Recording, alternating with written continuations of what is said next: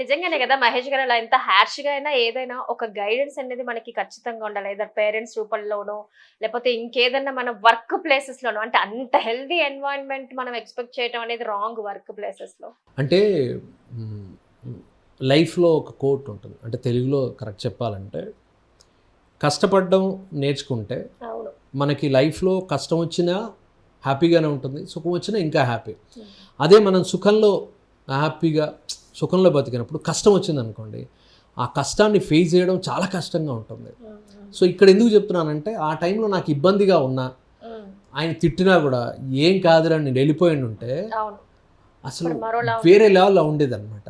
So ఎప్పుడైతే నేను comfort చూసుకున్నానో, అమ్మా ఇది కాదు కంఫర్ట్ జోన్ అనేది, వెనక్కి తిరిగి ఆలోచించుకుంటే అరే ఎలాంటి వ్యక్తి దగ్గర నేను వదిలేశాను ఛాన్స్, ఎలాంటి వ్యక్తి దగ్గర వదిలేశాను నేను ఛాన్స్ అనేది తలుచుకున్నప్పుడల్లా బాధ వేస్తుంది. కానీ ఏంటంటే మా కోసం ఒకటి మణిశర్మ గారి సాంగ్ ఏదైనా పాడి వినిపిస్తారు. మణిశర్మ గారికి వన్ ఆఫ్ ద ఫేవరెట్ ఈ సాంగ్, ఆయనకి బాగా నచ్చిన సాంగ్. ఆయన ఎప్పుడు అడిగినా కూడా ఆల్మోస్ట్ ఆల్ పాడాలనుందిలో కూడా ఆయన ఈ సాంగ్ ప్లే చేశారు, ఆయన కీబోర్డ్ మీద ప్లే చేశారు. నాకు కూడా బాగా ఇష్టమైన సాంగ్, అంటే బాలుగారు మణిగారు కాంబినేషన్లో.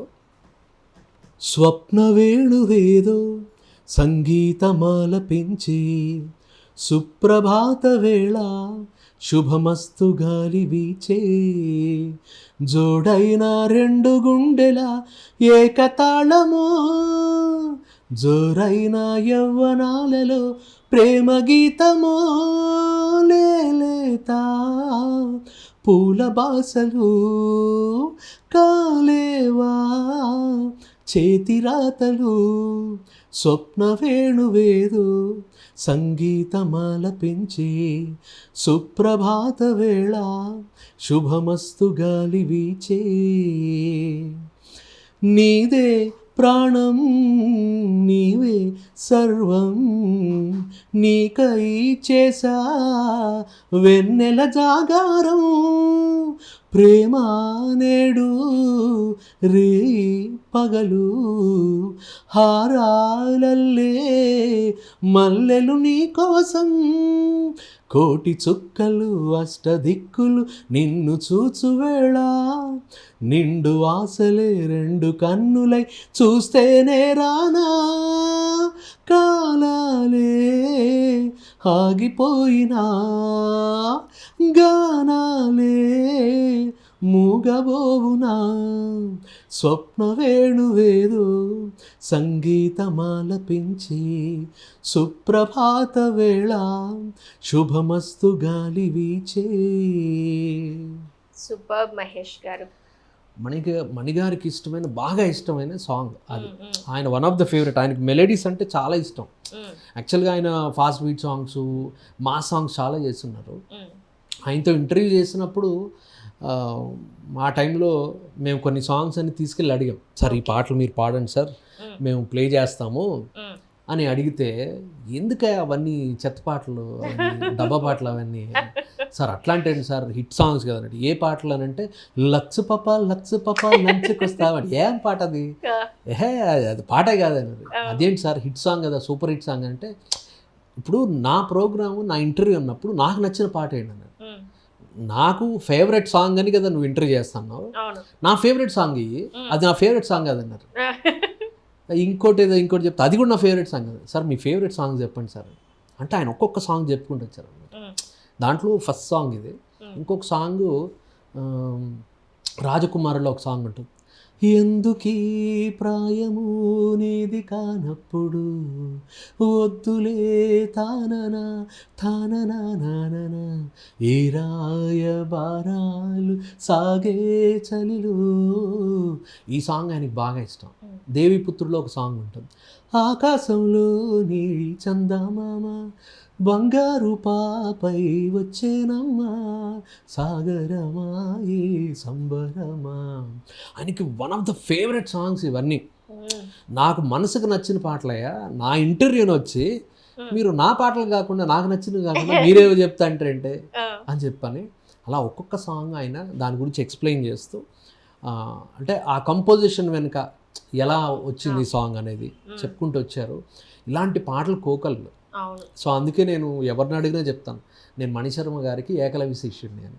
ఆయన దగ్గర శిష్యుడిని అయ్యే ఛాన్స్ పోగొట్టుకున్నా కూడా సో ఈ రోజుకి నేను మణిశర్మ గారు ఏకలవ్య శిష్యుడిని అని చెప్తా. ఎందుకంటే ఆయన మ్యూజిక్ అంటే పిచ్చి. ద వే ఈ డూ అంటే ఒక మెలడీని ఒక ఫాస్ట్ బీట్ని రెండిటిని బ్యాలెన్స్ చేసి అంటే ఎక్కడా ఎక్కువ తక్కువ కాకుండా అలాంటిది అన్ని సూపర్ హిట్స్ ఇచ్చారు ఆయన. కాబట్టి ఆయనకి పేరు పెట్టారు ఆల్రెడీ, ఆయన మెలోడీ బ్రహ్మ మణిశర్మ అని చెప్పాను. సో ఖచ్చితంగా ఆయన ఇన్ఫ్లుయెన్స్ అంటే ఆయనతోటి వర్క్ చేయకపోయినా కూడా ఆ తాలూకు అన్నీ కూడా ఉన్నాయి. సో నేను ఫర్దర్ చేసే ప్రాజెక్టుల్లో ఖచ్చితంగా కనిపిస్తుంది ఎక్కడో ఒక మార్క్, మణిశర్మ గారి మార్క్. తర్వాత ఎప్పుడైనా అంటే మీకు అవకాశం రాలేదా అంటే ఎప్పుడైనా కూడా అంటే మీ లైఫ్లో ఒక ఎయిమ్ ఏంటి, ఈ మిస్టేక్ని మళ్ళీ ఒకసారి ఎప్పుడైనా ఆయన కనబడితే ఏమి ఇచ్చారని? తర్వాత 2-3 సార్లు కలిసాను నేను ఆయన్ని. సో వేరే ఒక షోలో కలిసాను. కలిసినప్పుడు మాట్లాడారు, ఏయ్ మహేష్ హౌ ఆర్ యు అంటే. తర్వాత ఇంకెప్పుడు అడగలేదు. తర్వాత ఇంకెప్పుడు దాని గురించి సందర్భం గుర్తుందో లేదో తెలియదు, బట్ ఎప్పుడు ఆ టాపిక్ రాలేదు. సో ఏ సందర్భంలో కలిసామో ఆ సందర్భంలో అప్పుడు ఏం మాట్లాడాలో అదే మాట్లాడాము అంతే. తర్వాత మాట్లాడలేదా రా సరదాగానే ఫోటో దిగాము, అయిపోయింది, వచ్చాము. ఆయన పని అయిపోయిన తర్వాత ఆ షూటింగ్ ఏదో అయిపోయిన తర్వాత వెళ్ళిపోయాము. అదంతా జరిగిపోయింది.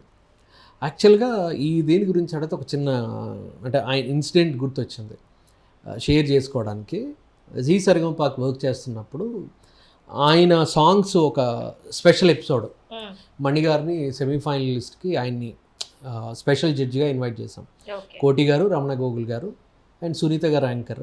సో ఆయన్ని పిలిచినప్పుడు ఏంటంటే ఆయన సాంగ్స్ అన్నీ పాడిస్తున్నాం, మెలడీస్ ఆయనకి నచ్చిన పాటలు కూడా ముందే ఆల్రెడీ తెలుసు కాబట్టి ఆయన పాటలు మెలడీస్ ఏమని అన్నీ రాసి మొత్తం ఎవరికి వాళ్ళందరికీ కాంపిటేటివ్లో ఉన్న వాళ్ళందరికీ ఇచ్చేసాం పాటలన్నీ. సో ఆయన ఏం చేశారంటే, అరే నాకు ఇష్టమైన పాట ఓన్లీ పల్లవి ఒకటే పాడారు మీరు, ఇప్పుడు నేను పాడాను కదా ఎందుకు ఈ ప్రాయం రాజకుమారులోది. ఆయన ఏం అడిగారంటే సింగర్ని, ఈ పాట చరణం వచ్చా అని అడిగారు. చరణం వచ్చా అనగానే అందరూ ఎవరికి వాళ్ళు మోహన్ చూసుకున్నారు. ఆ సింగర్ ఏమో పల్లవే చెప్పారని పల్లవే నేర్చుకొచ్చింది. ఎవరు అడిగితే ఎవరు అని సునీత గారిని అడిగారు. సునీత ఆ పాట వచ్చు కదా అది పాడాను. సార్ అది యాక్చువల్గా లిరిక్ కాదు అనగానే ఈ పక్కన ఎవరని అంటే అధ్యక్ష నేను అని. సో అక్కడే పక్కనే ఉన్నా, నేను పాడానని. సో ఆ చరణం పాడి అక్కడ వినిపించా. అంటే ఆ సెట్లో ఒక చిన్న బ్రేక్ తీసుకుందాం, సరే సునీత పాడుతుంది ఇప్పుడు అది ఆ చరణం అంటే ఆ టైంకి వెళ్ళి సో ఆ చరణం పాడి వినిపించా అక్కడ. అప్పుడు ఒక చరణం తెలియదు, ఓన్లీ పల్లవి వరకే కదా పాడేసామన్నారు, అయిపోయింది ఆయన సాంగ్స్ లిస్ట్లో అని చెప్పని వదిలేసాము. అప్పుడు ఈ సో హ్యాపీ అనమాట. అరే భలే గుర్తుపెట్టుకున్నారు ఆ పాట నువ్వు, అసలు ఇక్కడ ఎవరికి గుర్తులేదు ఆ చరణం. ఎందుకంటే ఆ పాట అది ఎవరికి గుర్తులేదు దాంట్లో రాజకుమారుడు సినిమాలో. అది నిజంగా ఐఎమ్ సో హ్యాపీ. ఎందుకంటే ఆయన అడిగిన వెంటనే వెళ్ళిపోయి ఆయనకి చరణం కూర్చాడు. అంటే నాకు లిరిక్ గుర్తుంటుంది, ఇప్పుడు మనం చూస్తే కానీ నేను లిరిక్ పాడలేను.